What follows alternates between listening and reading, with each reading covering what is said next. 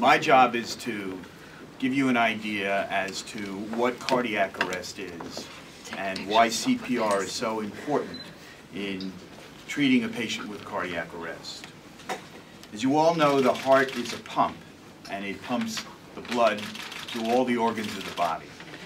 The heart consists of millions of tiny microscopic cells that in and of themselves can produce very little force, but together in a concentrated, coordinated fashion can produce blood flow that supports our bodily needs. The heart has a specialized electrical conduction system that coordinates the contraction of the heart muscle cells so that the heart pumps in a vigorous fashion. And the heart actually pumps by twisting and squeezing, like you wring out a wet towel, in order to create the force necessary to pump blood around your body. Cardiac arrest occurs when the heart stops beating. It's a common misconception that this means the heart is just still, like a car when you shut the ignition off.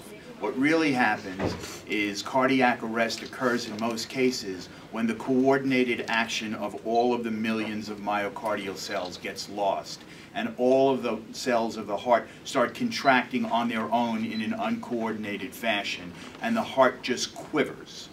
The medical term for that is fibrillation.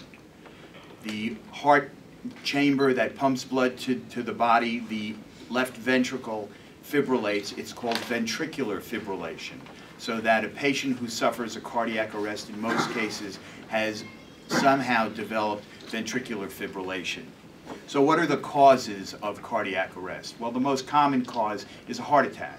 And the damage to the heart because of a blocked artery and the heart not receiving an adequate blood flow can cause ventricular fibrillation. In most cases of sudden death due to a cardiac arrest occur because of ventricular fibrillation. In fact, about 3 years ago, I lost a cousin to a heart attack and ventricular fibrillation. He was an attorney. He died on the steps of the, literally on the steps of the courthouse. There was nobody available to give him CPR until paramedics could arrive and treat him. Survival rates for CPR out of hospital cardiac arrest can be dismal. There was a study in New York City that showed a 1.4% survival rate for out of hospital cardiac arrest.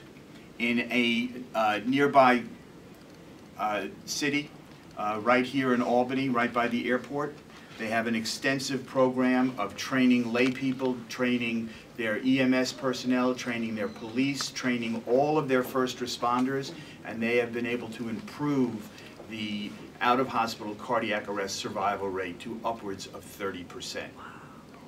In Seattle, where they have a very well-known program of training first responders, training lay people, putting automatic electric defibrillators in many locations, the survival rate is upwards of 50%. So there can be an incredible impact on survival rate for patients with cardiac arrest if they are addressed quickly after they develop cardiac arrest and if the proper procedures are taken. According to the American Heart Association, causes of out-of-hospital cardiac arrest, as I said, include a heart attack. They also include choking. And most children who die from cardiac arrest die from choking. In fact, approximately one child in 5 days dies in this country because of a choking episode. Most of the patients the children who die from a choking episode are less than 5 years of age. Other causes of cardiac arrest are drowning, allergic reactions, electric shock, drug overdose, trauma, hypothermia, and very relevant and pertinent to the reason we're all here today, asthma. But the reason I list all these things is so that you understand that cardiac arrest isn't limited to one small subgroup of patients, to people. They're not patients until they have a cardiac arrest. It spans a whole group of people who suffer who in this country suffer approximately 350,000 cardiac arrests a year. It's not a small problem. So what is CPR? Well, traditionally, CPR, cardiopulmonary resuscitation, involved mouth-to-mouth resuscitation and chest compressions. And that was a problem because in today's age of transmittable diseases, hepatitis, AIDS, etc., it's a negative thing to approach a stranger and give mouth-to-mouth resuscitation, but that's not a problem today, because hands-only CPR, chest compression only, is shown to be as effective as ventilation plus chest compression. So all that's necessary is chest compression. What does CPR do?